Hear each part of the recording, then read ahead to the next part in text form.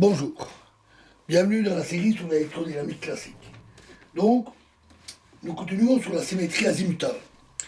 Alors, un autre exemple est fourni par le potentiel dû à une charge Q uniformément répartie sur un anneau circulaire de rayon A, dont l'axe se confond avec celui des Z et dont le centre est situé en Z égale B.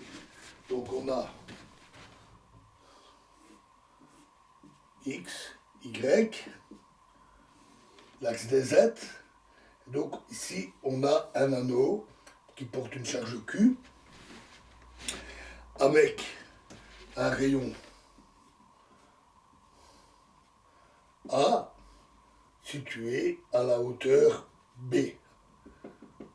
Prenons un point P sur l'axe qui est situé en Z égale R. Ici, on note la distance C et ici l'angle alpha.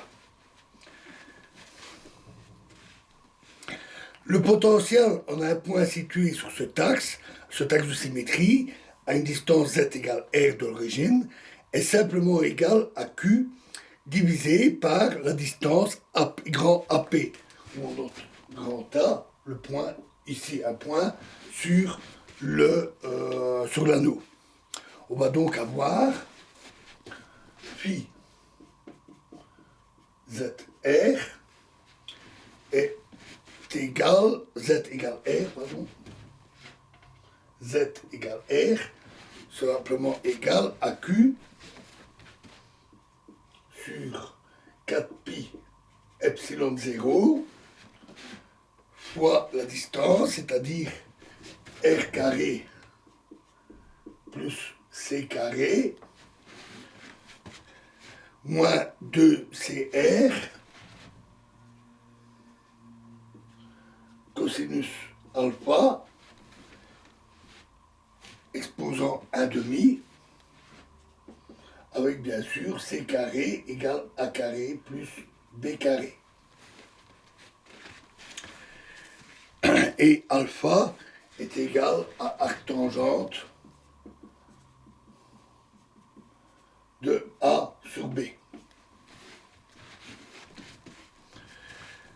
L'inverse de la distance AP se développe en série selon l'expression qu'on a vue dans la vidéo précédente, où on avait 1 sur x moins x'.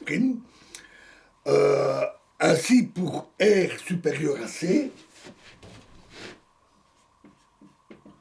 on va avoir phi pour Z égale R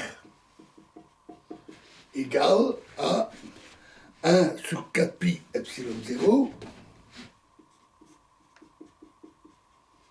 fois la somme de L égale 0 jusqu'à l'infini de... J'oublie, ici c'est pas 1, c'est Q, évidemment. De C exposant L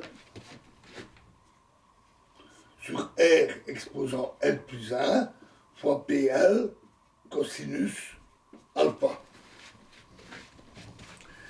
Et pour R inférieur à C,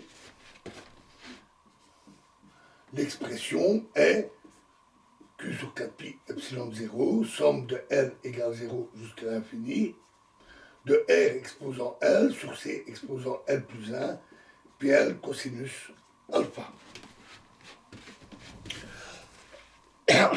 Le potentiel en tout point d'espace s'obtient alors en multipliant chaque terme de la série par PL cosinus θ.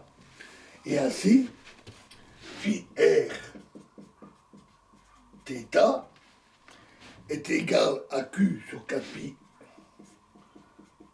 epsilon 0 fois la somme de L égale 0 jusqu'à l'infini de R inférieur L sur R supérieur L plus 1 fois PL cosinus alpha fois PL cosinus θ. Avec R inférieur, respectivement R supérieur, est la plus grande, respectivement la plus petite, des grandeurs R et C. Voilà donc pour cette symétrie azimutale. Alors dans la prochaine vidéo, nous parlerons du champ électrique au voisinage d'une cavité ou d'une pointe conique. Je vous remercie.